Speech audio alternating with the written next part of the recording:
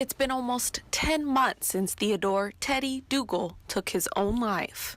It was the hardest thing I've ever, just the way it all happened, and it haunts me still today. It may be a year, but to me it feels like yesterday. Shelley Boyette says losing her brother has been the hardest thing she's ever had to go through. Holding his hand, just crying so hard, it was awful. I wouldn't wish this on nobody. But it's not just the void Boyette feels without Teddy that haunts her. It's the questions she still has no answers to. How could this happen? How could this happen when there's video cameras of them? He was on a suicidal Baker Act. How did this happen? Boyette says she's been asking the same question since last November, with no definitive timeline of how long Teddy hung from the sheet in his bedroom before someone noticed he needed help. Why couldn't anybody give me a time frame? The nurses told me probably because it was a long time. A detective assigned to the case told her there is video surveillance of Teddy, but to this day, Boyette says Centerstone has never allowed her to see it. She says she's also never been given any explanation as to why or if Teddy was checked on between 3 attempts to kill himself. I said, he cut his wrist the night before. I says, and nobody was watching him. This is the first type of case we've ever seen like this. Very unusual situation. And what makes it more unusual than other cases is this video of Mr. Duggal's death. Who was watching this video? Who was watching Mr. Duggal? No one. But there's a video showing his attempted his death, well, first by hanging himself, failing, and then doing it again. So this type of evidence is just nothing that ever comes along in a case like this. Kennedy Legler says that's why his firm doesn't have its hands on this video. But when they file the lawsuit, he says Centerstone will have no choice but to release it. It's the invaluable evidence giving Legler 100% confidence in winning this case. 100%. Extremely confident. I don't think there's a case like this around with this type of evidence.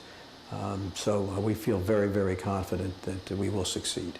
We went to Centerstone to see what they had to say about these allegations. They declined to speak on camera, but did send this statement saying, quote, "We express our deepest sympathy to the family and loved ones. We are devastated. Centerstone serves some of the most vulnerable individuals in our communities, and we are singularly dedicated to providing the highest quality, compassionate care to people living with mental illness and substance use disorders. Because this matter is currently in litigation, our attorneys have advised us not to comment further at this time." Dr. Eddie Rene is a clinical psychologist in Sarasota who diagnoses and treats mental disorders. He says this is a much bigger, more widespread issue. What's going on in these hospitals? Many of them are underfunded. Because they're underfunded, they're not adequately staffed.